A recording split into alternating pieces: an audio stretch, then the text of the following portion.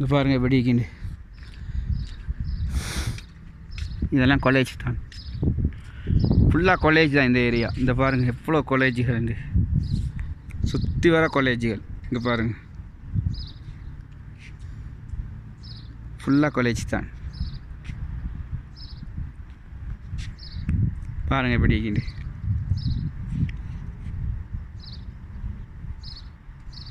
கிட்டத்தட்ட 500 ஏக்கருக்கு மேலே இருக்குமாக்கி ஃபுல்லாக எல்லாமே காலேஜ் தான். இந்த இப்போ இங்கே மேலே தான் போயிட்டாங்க காலேஜுக்கு.